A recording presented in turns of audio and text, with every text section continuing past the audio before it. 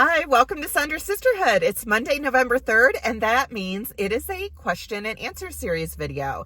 I answer questions about being single and being childless not by choice every Monday for probably through the rest of the year, 2025. I also have a playlist for this video series, and so if you're interested in seeing some of the others, just click on the playlist. So our subtopic today is spirituality, identity, and acceptance. Let's get to it. Do you feel like society is starting to accept different life paths more? Yeah, I think so. I think it would be disingenuous to kind of imply that, being a single woman over 40 and no kids now is the exact same as it is in like the 1950s, for example, at least in the United States. That doesn't mean, though, that there still aren't stigmas or judgments or inconsiderations about different lifestyles that are on different paths or the other path. But I do want to acknowledge that I do think it is, listen, I can at least support myself, right? Like I can own a credit card, I can get a mortgage on my own, can do all these things that women couldn't do back then. So yeah, I do think I do think people are starting to accept different choices and recognizing that things are a choice. I think there is some backlash around that because I think society is starting to accept it more. I do think that there are certain segments of the population that are ramping up some backlash around it and trying to be more public about why they think it's, a cautionary tale to not have children, for example. What does having it all mean to you now? Okay, wow, let me think about that one for a second. I think having it all would be feeling contentment, feeling joy, meaning, purpose. And also, I think some financial freedom, I think would be wonderful. And I have more of that than a lot of people, which I fully recognize and appreciate. Sometimes I feel a little more trapped in situations because it's just me that I'm having to rely on. But I think having it all is much less about kind of material things, less even about having this picture of what I thought a family was, and definitely more so having some freedom, autonomy, flexibility to be able to do the things that I'd like to do, and not feel like I am having to prioritize all these things that don't fill my cup, don't shine my light brighter. I don't even know if like trying to pursue, quote, having it all is something that I ever want to do, because I think for many of us, we change the goalpost. It's like the book that F It, Be at Peace with Your Life Just As It Is. It talks about this. We often will change the goalpost. We sort of set these things that we think is having it all, and then we get there. And if we're not doing like the inner work or like the mindset stuff, then it doesn't feel the way you expect it to feel. So I try not to really even think in those terms, to be honest. How do you stay grounded and confident in your choices? Well, I think, not having kids wasn't a choice for me. I did make certain choices related to that. And ultimately, I just try and stay rooted in the fact that I can't change it now. This is what it is. I now need to kind of plant in the present and think about how I want to build my life and recognize that I do have the ability to do that.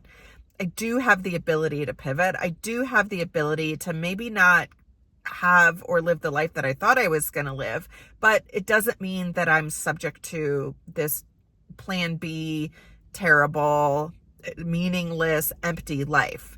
That I feel much more confident in now than I did probably 10 years ago. And I try and remind myself of that. I surround myself with information and reminders about that. And I intentionally get myself to think in those terms. It isn't easy, but it is possible. And I'm not confident in a lot of choices that I make. I'm more confident in the choices that I make. I'm less confident in the choices that I don't make. I am somebody who'll tend to sort of get lost in like the sunk cost mindset where I've put in all of this effort. Why change it now, even if I'm not happy? Or I'll get stuck in a 5 more years or 3 more years. And as I'm starting to approach 50, I'm like, the time is now. Like the time is now. So I feel less confident in the decisions that I'm not making versus those that I do, because if I've made a decision on something, I've probably exhausted it, analyzed it, and contemplated it to death. Do you ever catch yourself giving the life advice and think, wait, am I the wise elder now?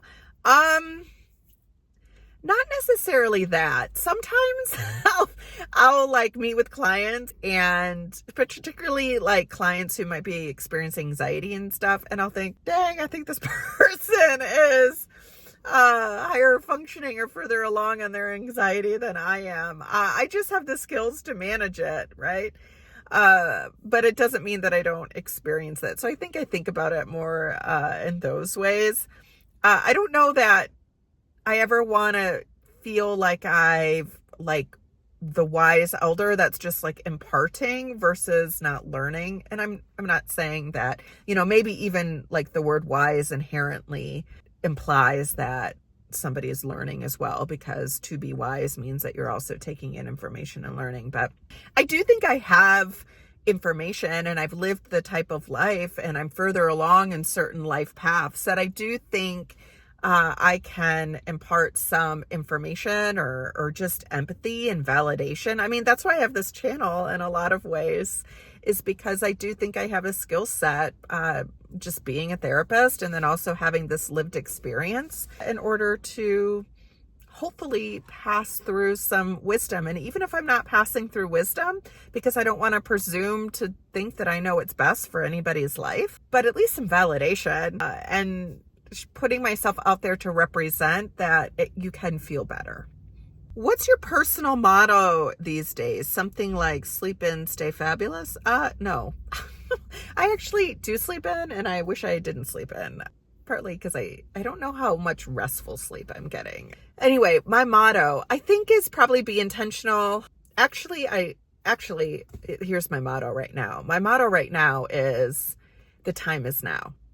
Like the time is now to start making some of these decisions. Those of you who've been on the channel a little bit know that I contemplate making a pivot job-wise, potentially being more of an entrepreneur, potentially moving. These are all things that I've been thinking about for a long time. And I'm always like, well, wait till I have like more saved up in retirement. Wait until I'm further along in XYZ, which I don't think is irresponsible. I think it's the wisdom that we were talking about. But I'm going to be 47 next year, and I'm thinking, okay, the time is now. Like I had a few health scares in the past few years, and I recognize that really hard things happen sometimes, and I really don't want to have something happen and feel like, oh shoot, I should have done that. I also recognize that because I am single and because I don't have kids, I do have some flexibility to make some of these changes. Not only that, but my risk level is a little bit different, right? Like I'm not risking somebody else. I'm not risking children, things like that. And ultimately, I'm trying to remind myself, like, if it really hit the fan, I could figure it out. Like, I know I could. I do have a skill set that I could figure this out. So yeah, I actually took an extra step to call a property management company to see about renting my place out, maybe for a year. My dream world is I would love my job to allow me to work out of state for a year so I could at least try it out. But I'm like 90% sure they would never allow that. Anyway, I'm digressing. But that's my personal motto, I think, is the time is now. Okay. That's the end of our questions for spirituality, identity, and acceptance. Again, if you'd like to see more in this playlist, I will put it at the end of the video. And then don't forget that, actually, I don't know that I'll put it at the end of the video because I want to try a different screen at the end of the video. If I can do both, I'll do that. But I'll definitely put it linked down below in the description section. And then next week, which is November 10th, The video will be a question and answer series on relationships and supports. And I know you all love hearing about the relationship side of things. So I will see you in the next video. Subscribe.